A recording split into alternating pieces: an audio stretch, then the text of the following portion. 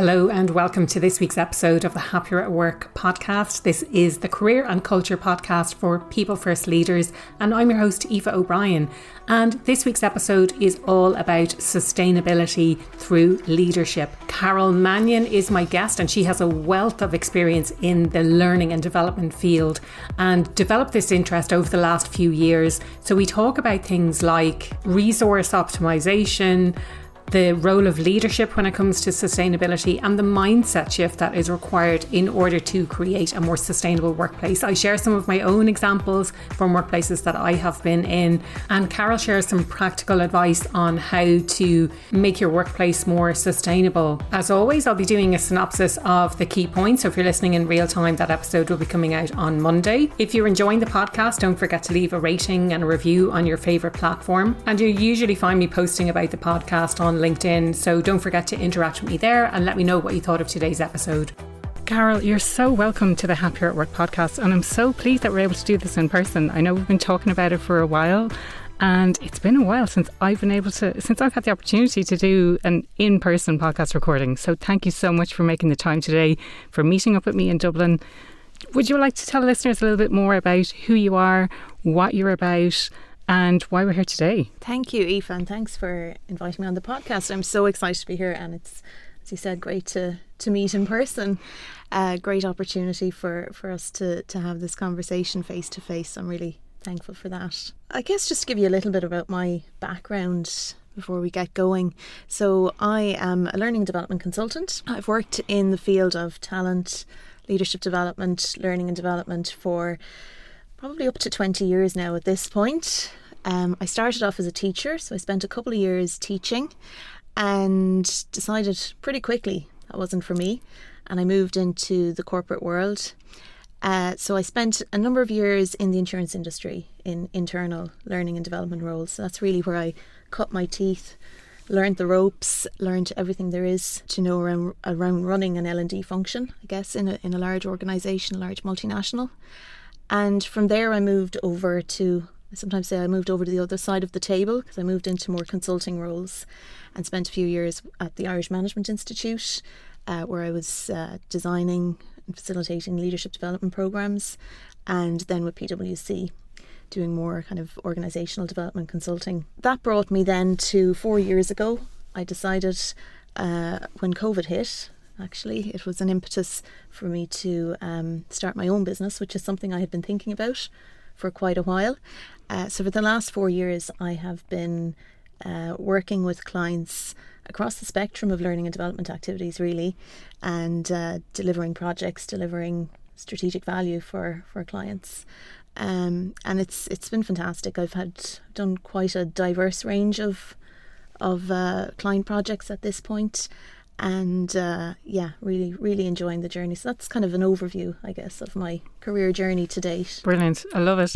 And I know we had spoken about this idea of sustainable L&D. Do you want to talk a little bit more about, like, what does that actually mean? Like, is this quite a new concept, and where does it come from? Yeah, so I guess when I started my own business and went out on my own, I found myself very much in the lucky position of having quite a great network, and I got quite a lot of business and quite a lot of clients coming to me who already knew me. So they already knew what I did, knew my work, and I got drawn into lots of different projects, which was great, but I didn't get an opportunity in that early stage of my business to actually take that step back and go, actually, what is it that I want to do, or what value do I want to bring to the world? And probably somewhere in the middle of last year, I was in the middle of completing my master's at DCU. So I've just completed a master's in strategic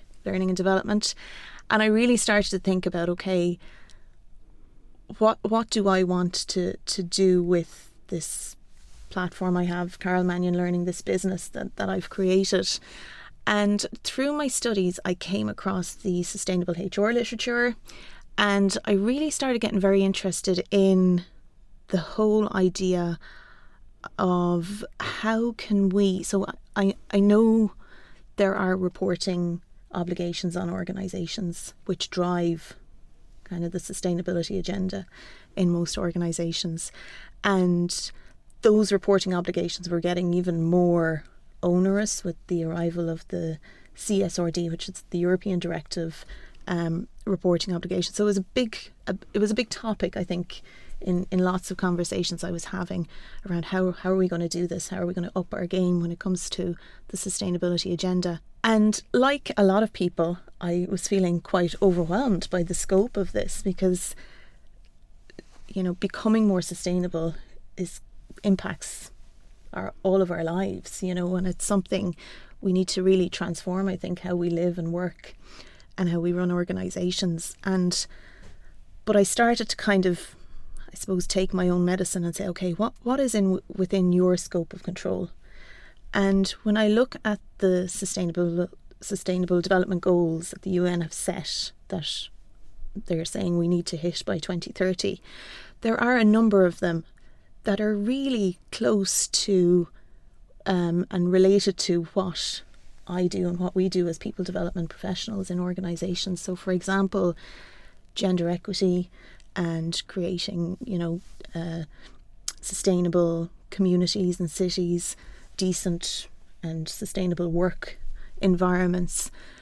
So there was a lot in there that I felt, you know, we can really have an impact on that. And I don't know that anyone has joined the dots, that in order to reach the sustainability goals that organisations have and their reporting requirements, there needs to be a parallel kind of behavioural, cultural leadership development piece, so that the behaviour within the organisation matches the ambitions, the sustainability ambitions of the organisation. It's so interesting, because I hadn't actually thought about it from that perspective. And so when I was thinking sustainable learning and development, there was a couple of things it could have been. It could have been the CSR that you're referring to now, or it could have been a way to educate people that's in a sustainable way and not a box ticking, let's get people in, oh, we've taught them about this, we've given them a programme on this other topic, and now that's our job done. And then you go and you forget everything that you've learned, or you don't find a way to apply it to the role that you have, and so therefore it's unsustainable. So you go and you kind of tick a box, but then it's not brought into the workplace. So that's kind of, there was two areas. So it's really interesting that you're saying it's much more related to the CSR aspect. And no, I hadn't joined the dots in relation to there needs to be this parallel track. So do you want to talk to us a little bit more about, I suppose, maybe how did you uncover that, and what might that actually look like? Yeah, absolutely. And a question I've been asked a lot since I've started talking about this whole area is, what part of sustainability are you talking about? It's such a broad area. But I like to kind of pull it back and say, actually, sustainability, if we define the word, is about meeting our needs now whilst also looking after the needs of future generations. And I like to kind of bring it back to that simple definition. And then, you know, we talk about it in terms of the economic, the environmental and the social. So the people, planet, profit, the triple bottom line. And they're useful kind of lenses on it as well. But ultimately, in everything we do, are we considering not just meeting our needs now, not just meeting the targets for the next quarter, not just hitting whatever goals we want to hit this year, but are we also setting ourselves, our teams, our businesses, society up, and indeed our planet up for longevity into the future as well? And it doesn't need to be either or. Yeah. You know, and I think when we strip it back to that, it becomes less about, you know, obviously the green agenda and the science behind it and climate change, and it can be super overwhelming. But I think if we strip it back, I think it's more helpful. And then we can really get into, okay, what are the mindsets and behaviours now that we can encourage in our organisations, because organisations are a microcosm of society, and they're a really powerful driver of change in our society. So what do we need to encourage so that everybody is living, working, behaving in a way that is not just valuable in the present, but also will be valuable into the future? So it's quite I guess when I think deeply about it, it's quite philosophical, but I think I needed to go there to get over the overwhelm. And I think that's probably something that we can bring to leaders in organisations as well. That, okay, it may be overwhelming. A lot of us have our heads stuck in the sand. You know, if you've been 25, 30 years in a profit-making organisation, it's very hard to kind of pull back and go, oh, wait a minute, there's people and planet as well. And now I need to start seeing success as being a more holistic, rounded definition. And that can be difficult to do if that's not been what you've been rewarded for the last 20, 30 years. Well, I suppose this is the kind of follow-on question that I have is, you know, would it be fair to say that what we're talking about is typically organisations look to the next quarter? And I've always worked in organisations where it's like, oh, we need to meet the quarter. And then in Q4, it's like we need to meet the year end. And I won't say fancy accounting, but things that should have popped up in Q1, we can charge in advance for those and bring them into Q4 so that we hit our revenue goals for the year. And, you know, this focus shifting away from just a quarterly or a quarter by quarter outlook and moving more towards, okay, so we're looking at the current quarter, yes, we're looking at the current year, but how can we impact in the longer term and what might that look like? And kind of this shift in mindset, would that be fair to say? I think so, yeah. And that's, you know, we're always going to have a certain amount of the short-term thinking and looking after the process to get to the larger goal. But it is, I think, and this is where, when I think of an organisation's sustainability agenda, I think of it in terms of a tree. And what we see in terms of the actions that are visible maybe from outside of the organisation. So, for example, your ESG reporting or your DE&I reporting, your green business, that's all kind of the branches and the leaves of the tree. And then in the trunk you have, okay, what's actually going on in the organisation? What are the behaviours and capabilities of the people that are producing those branches and outputs? And if there's a misalignment or if there's a contradiction there and the behaviours that we're seeing inside the organisation don't match what the organisation is saying that they're doing for people and planet, then that's where we see organisations, leaders being accused of greenwashing. Yeah. So I did see a recent example of that. Was it Starbucks Coffee, where he's flying in on his private jet for 3 days a week, every week. And they're talking about sustainability and how brilliant this is. And yet he's taking, you know, and someone did the calculations and said, this is how much carbon he's using every week to commute to work. And so on the one hand, they're saying one thing, and on the other hand, these are the actions of the CEO of the business. Yeah. And I mean, you know, we see a lot of examples of that, don't we? That there's a contradiction there. The reporting of what you're doing is done to tick the box or as a PR exercise. Yeah. But the behaviours internally in the organisation, and then critically, if we go back to the tree analogy, the roots or the mindset or what those behaviours are being built upon, are not aligned. And I think a lot of the regulation and the reporting requirements and that, you know, they're dealing with the top of the tree, with the branches and the leaves. But I think there's a lot of work that can be done kind of on the roots and on the trunk to kind of shift. And like, it's not, I mean, this is not easy work and it's not quick work, but just to shift the mindsets and shift the behaviours and open the awareness and open the conversation around what it is we need to do here, or what it is, not even that we need to do, but how we need to work, and how we need to view our kind of objectives and our work in this organisation. For me, what's kind of coming through is that we can say whatever we want and we can talk about our sustainability plans and all of that kind of thing.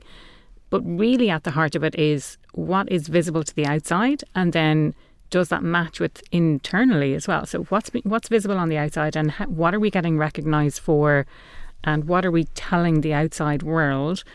But then internally, if you're working in that organisation and that doesn't match up, like what the organisation is saying outside doesn't match up with the experience that you have internally, which is not just from a sustainability perspective, it can be related to values and behaviours of the people within the organisation.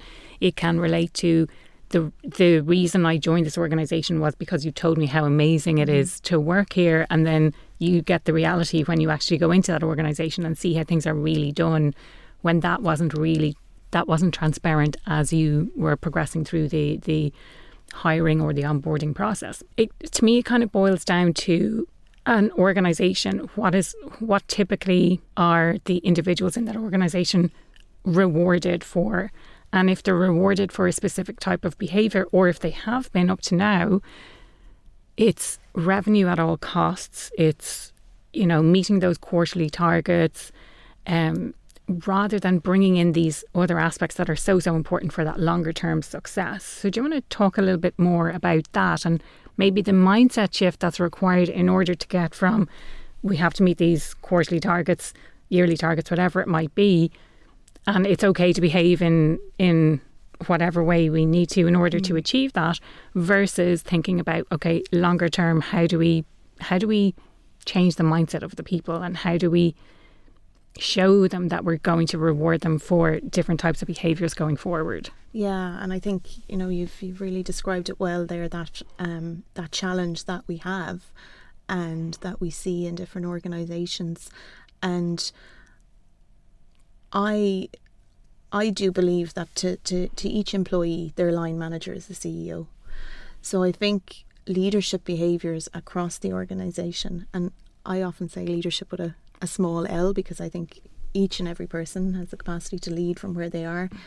And regardless of what you tell someone, role modelling it is way more effective. Yeah. So each leader in your organisation is casting a shadow as they move through the organisation. I love that description, casting a shadow. Yeah. It's something I came across recently, this idea of a leadership shadow. And whatever you are saying and whatever you're saying is important, that needs to come across in your behaviours and in how you move and how you present yourself. It's not just do what I say, it's do what I do. So if I say something but I'm actually not behaving in that way myself, then people are more likely to replicate the behaviours that I'm showing rather than the words that I'm saying. 100%. And like a simple example, and this has happened multiple times, that I'll be talking to a leader saying, their team is burnt out, or they're people off work stress or whatever, and they say, well, I keep telling them to take their breaks, keep telling them to go home at 5:00, but they don't do it. And then I say, but do you take a lunch break? Do you log off in the evening? Or so the telling somebody in that directive approach to, well, I told you take your lunch break, and I told you that you don't need to be working at the weekends, or you don't need to be burning yourself out for the sake of this work. But if what's role modelled to you as a leader that seems to be always online on the weekends, that is what particularly kind of high achievers or talented individuals in your organisation, that's what they're going to emulate. Yeah. Especially if they're in early career, they're going to be looking to people like you. You're a leader in this organisation, you're successful. How do you move through this organisation so that I can emulate that and then, have the career that you're having? So and they can see what's being recognised. They can see the behaviours of their immediate team, their immediate boss, and if the immediate boss, and I think we get a lot of our behaviours from them, whether it's positive or whether it's negative, or we might have a particularly bad experience and say, I never want to be like that, and maybe go the opposite way, as in too far extreme on the other way as well. The other thing that occurred to me, Carol, is this, with the analogy of the shadow, the higher you are, the longer the shadow you cast. And this is maybe not something that people think about often, because when you're in quite a senior position, you have way more eyes on you, and your behaviour is, I was going to say scrutinised. Scrutinised is probably the wrong word, but it's your behaviour and how you act and the things that you say and the way you show up at work is visible by many, many more people than if you were at a lower level in leadership. It really is. That's a really good point. And I love that idea of the longer shadow. I hadn't thought of that. So I'll be stealing that idea. Yeah, absolutely. And like when you were saying that, I was thinking, yes, and you have fewer opportunities to actually engage with the people on a personal level. Yeah. So you need to be way more intentional about your messaging and your role modelling and what you're presenting and what behaviours you're encouraging and what you're rewarding and what you're what you're encouraging in that organisation, and in vocalising what's important to you. And that's why leaders kind of use things like expressing purpose and vision and more intangible ways, I guess, of trying to relate to people. Yeah. And I suppose if we bring it back down to the individual level now, first thing that this needs to be at an individual, let's say leader level, or small L, anyone is in a position that they are leading themselves or that they can take leadership or ownership for something. So if we bring it back down to that level and we think, okay, so what is this mindset shift that actually needs to happen? So going from this short term, and even at that level, it's kind of like, what tasks do I have to get done today? And maybe not even taking that time to review what tasks I have, or reprioritize them, or cut some things off the list, or delegate some other things, because I'm using my quote fingers here now to say I don't have time to. And it's like, when you don't have time, you need to make that time to be able to prioritise.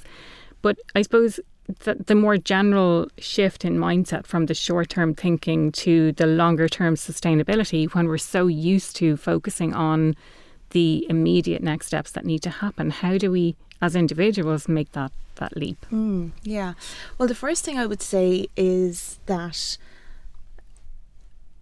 each of us has strengths, and each of us is already probably displaying behaviours that are what are needed in the sustainability mindset.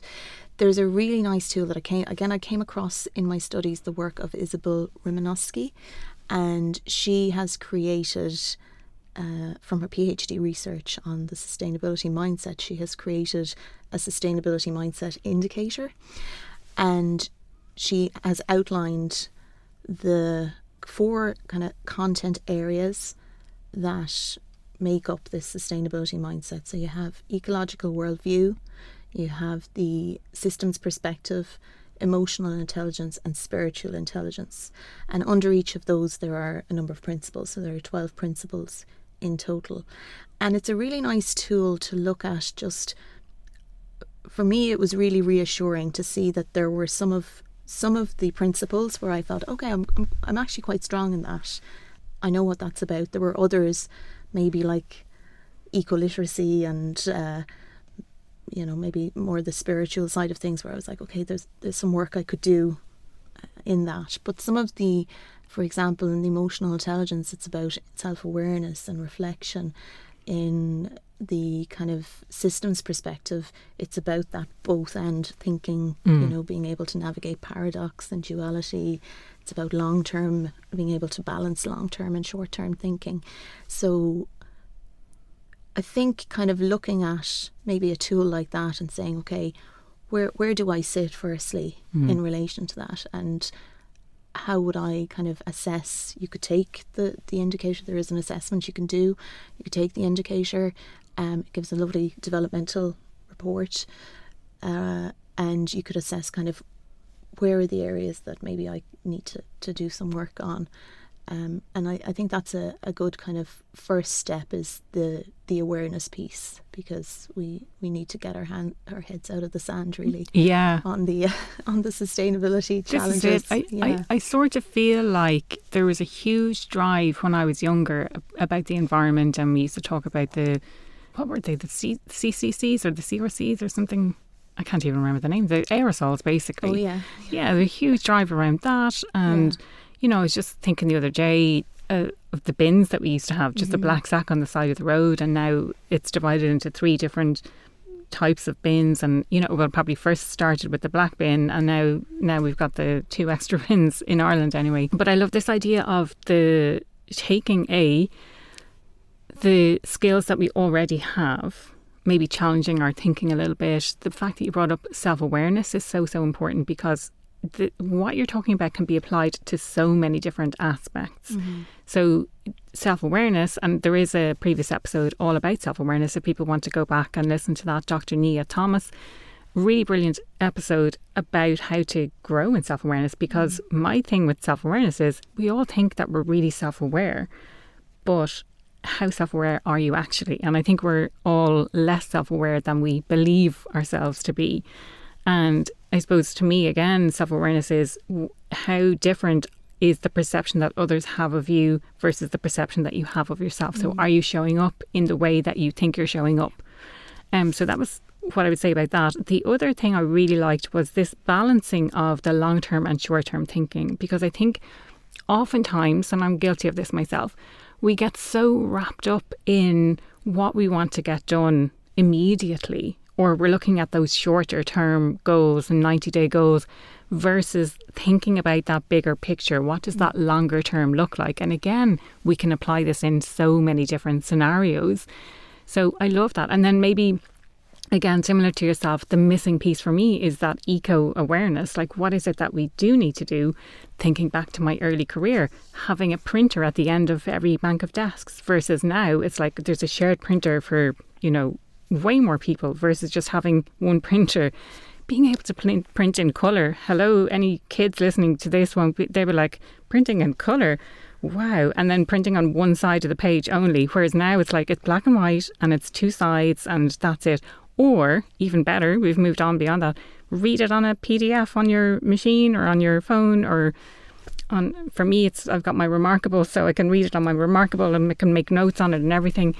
We're becoming more aware of the impact that we're having. So, I mean, I'm just talking about the environment. What else can we start thinking about from a sustainability perspective? Yeah, and that's really spot on to start to think about. Firstly, it's okay, what is it that we need to know? And I mean, it can be quite confronting when we really dig into this stuff. So the latest report for the looking at the progress towards the Sustainability Development Goals, which are the global goals that the UN have set out, and they have said we need to reach these goals by 2030 or we are in serious trouble. Five and a bit years away. Yeah, like it's not a long time. And the latest report, I mean, the language is really stark. Okay. It's like we are severely off track. I think that's an actual quote from the introduction. Are there particular aspects or areas within that where we're massively off track? There are, if you look at the report, there is kind of a traffic light system. Yeah. There's a lot of red and amber in there. We can put a link to the report so people can read it themselves. Let's do that. But encouragingly, corporate sustainability practices is actually green. Okay, so that's good news. That's one of the sub-elements of one of the goals. So when I saw that, I thought, oh, great. That's some positive news. It's really positive. And again, back to my point earlier of imagine if we could get the mindsets and behaviours aligned to that. Because I think a lot of us are doing the practices, we're doing the recycling, we're doing whatever it is we need to do in our organisations, but maybe not with the understanding of the why. Yeah. And like we haven't really interrogated our mindsets around it. Yeah. So I would say for an organisational leader, that's probably a good place to start. And to kind of going from there, then obviously, I mean, every leader in an organisation is going to be aware of the reporting they have to do, probably more. They'll know more about it than me. That shines a light on kind of, the particular challenges that organisational leaders need to be aware of. But for ourselves, it really is things like looking at our behaviours and looking at, our consumption habits, for example. I mean, overconsumption is a huge issue. I'm, a typical Gen Y fast fashion. Love my fast fashion like any other Gen Y. And that's the thing as well. It's to kind of look at it with less of a judgment and more of a, okay, I was brought up in the 1980s in Ireland, you know, there wasn't a whole lot of focus on kind of, you know, living in a sustainable way, or, you know, we had plastic bags in the supermarket. We just didn't think about this stuff. So we all are products as well of our environment, of the cultures, of our backgrounds, of our families, of our organisations. So maybe coming at it for yourself and for others with a little bit more compassion and understanding as well, of like, none of us are perfect here. None of us have been saints. We've all created this situation together, and the only way we'll solve it is through collective action. And what are the things that I can put in place in my life that are reasonable, that I can afford to do? And I watched a TED talk a while back, and I wish I could remember her name. I was trying to think coming in the car. I was like, I really should have. I'll try and find the name of the speaker. But basically, she was talking about the climate crisis, and she said, rather than getting overwhelmed by how hopeless it can all seem at times, can each of us kind of look at what are our unique talents and skills that we have, and how can we deploy those to the cause of improving, you know, the planet for people going forward. So again, bringing it back, and I love that kind of visual from Stephen Covey's 7 Habits of our circle of influence and circle of concern. If we spend time in our circle of concern all the time, and we're going, oh God, the world is, you know, we're never coming back from this, you know, that's fine. But what happens is our circle of influence starts to shrink. Whereas if we spend time in our circle of influence, and we actually, you know, look at what we have control over, look at what we can have influence over, talk constructively and proactively about these topics, then our circle of influence starts to grow. And then if everybody swept their own doorstep, the whole world would be clean. So, you know, it's each one of us can take kind of individual action. But I suppose the reason I'm here with you today and I'm so passionate about this is because organisational leaders have more of an influence than the rest of us. So if they start to kind of think about this stuff, and if they start to make that shift and start to get more self-aware and start to role model more of these behaviours in their teams and encourage it in their organisations, then that's going to have a deeper impact. Can I ask maybe a kind of a provoking question? Why should people care? Yeah. And I mean, the cynicism does creep in as well. Like, I've had people say, you know, like, for example, if you look at it in the Irish context, we're like a couple of million people.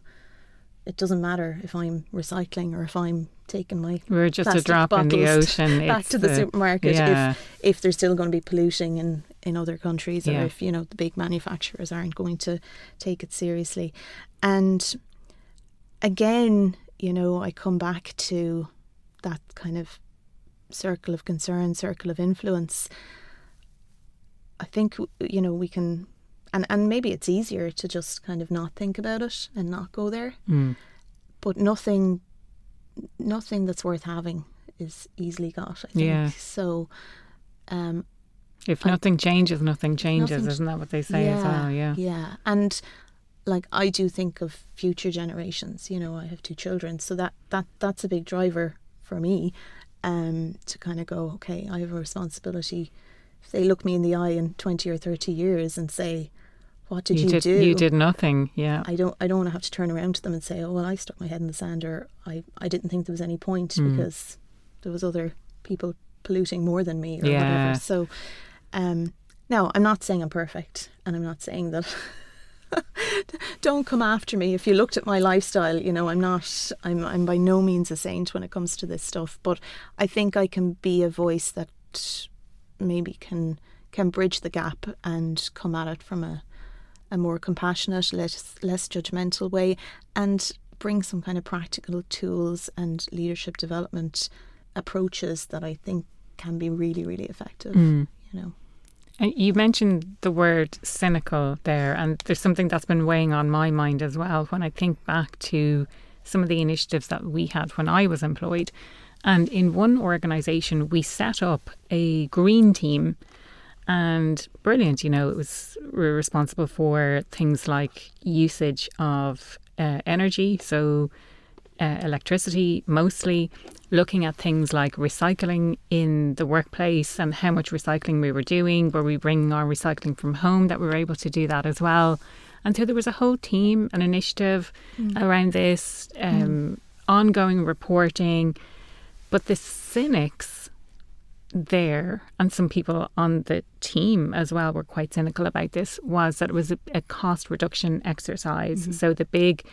And again, to me, this links with the behaviours and the general outlook and the general attitude of the leaders in the team. So if they're very much focused on cost saving all round, and then we set up this green team, and it is focused on the environment, but it's very heavily focused on, and this is how much money we saved by using less electricity, by turning off our computers instead of leaving them on standby.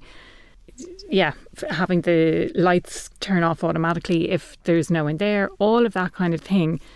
But then there's this cynical attitude of, well, the huge focus in the organisation is around cost saving and higher margins. So how, I suppose, do we get away from that it's not just a box ticking, it's not just about saving money, it's more about bringing awareness to the long-term sustainability of our planet?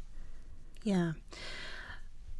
And again, it comes back to kind of the trust in leadership, or the aligned behaviours, or is there a dissonance there between what you're saying on the one hand and then what you're doing? Yeah.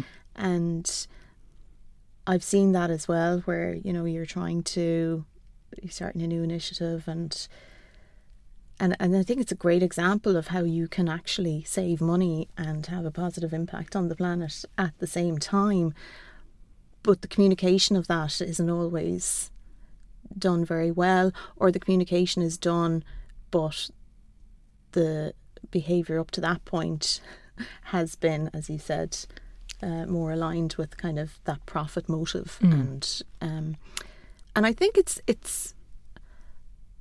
being honest about that as well, that if it's a commercial enterprise, it's there to make money. That's to make profit. That's a secondary benefit to what it is that we're doing, as opposed to the main driver behind it, I suppose. Yeah. But there are now, even in ESG standards, so investors are looking to invest in organisations that are not just making money at all costs, but are also having that positive impact on the planet and people. So I think at the end of the chain, even if it is a money-making machine, there is usually a human.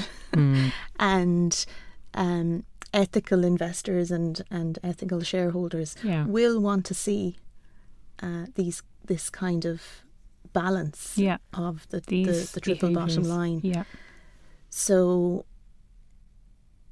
I think the more that is spoken about in the boardrooms, and the more that is kind of set as an expectation of leaders in organisations, the more likely it'll be to happen. But I think it needs to be shared as well, because sometimes those conversations, they happen, in the boardroom or at the top team level of an organisation, but then kind of the middle managers, frontline managers are more focused on the operation. Yeah. So they don't necessarily get to be privy to those conversations. So I think the onus is on senior leaders to make sure that that's shared. Yeah. To spread that message, to trickle it down. So that when an amazing initiative happens in the organisation for recycling or whatever it is, that people feel that this is something that is really valued. That they can get behind. Yeah. Is there something to be said, Carol, for B Corps? Now, this is something that I had no idea about this. I think about 2.5 years ago, I first heard the term. And I was like, oh, that's interesting. I must look that up. So I looked up about B Corps and became hugely fascinated with this whole concept, with this idea of what a B Corp is and whether or not my business could eventually turn into a B Corp. So, do you have anything to say around that? Like, are you aware of the kind of B Corp movement? Do you want to speak to that a little bit before we wrap things up? Yeah, I have come across that, and I think it's kind of net zero, isn't it? The net zero impact. It's not that the companies they're still profit making companies, but the focus is more on that they're doing good in the world. Yeah. That they're not. they're not profit at all costs. Yes. They're doing something that benefits the world as a whole. And there's a whole series of different questions. I haven't taken the test myself yet, but lots of different questions that people can go through to determine how far along you are in getting to that B Corp status, or whether or not you are, or which different areas that you can focus on. But I think there's maybe 4 different types, again, subtypes of this company is good for people, this company is good for the environment, this company is good for... But lots of different types of organisations, accountancy firms, law firms, agencies, all sorts of different types of firms are getting this B Corp status. And I think for me, it's maybe again doing research, becoming more aware of this, and shifting our business from those big business that are profit first to who can I work with. Maybe I'll pay a little bit more money, but who can I work with who's doing good in the world? Yeah. And I know with the kind of new reporting, the European reporting as well, the focus is not just on your operation, but on your supply chain as well. So upwards and downwards. Yeah. Where are you getting? Yeah. Brilliant. So, yeah. And I mean, these are fantastic, like the B Corp movement, for example. It's fantastic kind of assessment that you can, again, look at to see where you sit as an organisation. And I love to hear, to be honest, I haven't looked into it that much, but I love to hear that there are different certifications, people, planet, profit, whatever it might be that you're doing good in. Because again, we don't all need to, excel in the same area to do good in the world, and we need a lot of different skills and competencies, and we need a lot of different organisations doing different things. So, I would say, just like the individual assessment of the sustainability mindset indicator, looking at kind of those organisational standards and seeing where you sit in relation to them, and doing it in a way that's not, okay, let's try and kind of shoehorn whatever we can in here so that we can get this certification. Yeah, we're not trying to game the system here. Yeah. We're just looking at where do we stand currently, and what are some ideas of things that we could do to improve what it is that we're currently doing. Yeah, really looking at it in an honest way and saying, okay, here's where we're over indexed, and here's where we could do more. And then you can channel your resources, your budget into whatever resources and budget you have for this stuff, which doesn't tend to be a lot. But even just the efforts of your people and the focus of your people is a powerful resource in itself. So yeah, being creative and smart about kind of how you drive that forward. Yeah. Brilliant. Carol, the question I ask everyone who comes on the podcast: what does being happier at work mean to you? Being happier at work, for me, means that I am in flow. So I think where the level of challenge meets or just slightly exceeds your capability, that's the sweet spot of happiness at work and engagement at work, and just wanting to get up and go in the next morning. I think when I'm pushing myself slightly, sufficiently challenged, I'm feeling resourced to do it. Yeah, that's when I feel happiest at work. That. And if people want to reach out to you, if they want to find out more about what you do, if they want to learn more about sustainability from an L&D perspective, what's the best place that they can do that? Yeah, so I'm really interested in talking to anybody who is thinking about this whole area as well, because I'm still figuring it out myself. We're all on this journey together, So if anyone would like to have a chat with me on it, or anyone is looking at kind of the sustainability behaviours within their organisation, I'm on LinkedIn. I'm quite active on LinkedIn, so you'll find me there. I'm on Instagram as well, or my website is carolmannionlearning.com. Brilliant. Thank you so much for your time today, Carol. I really, really enjoyed that conversation, and something quite different that we haven't really touched on the podcast before, but something so important, I think. So thank you. Thanks for having me, Aoife. That was Carol Mannion talking all things sustainability and leadership. I really hope you took a lot from that conversation. It's not something I've talked about on the podcast before, so I'm really keen to hear what you thought. Anything to add, anything that you're going to do differently as a result, I would absolutely love to know.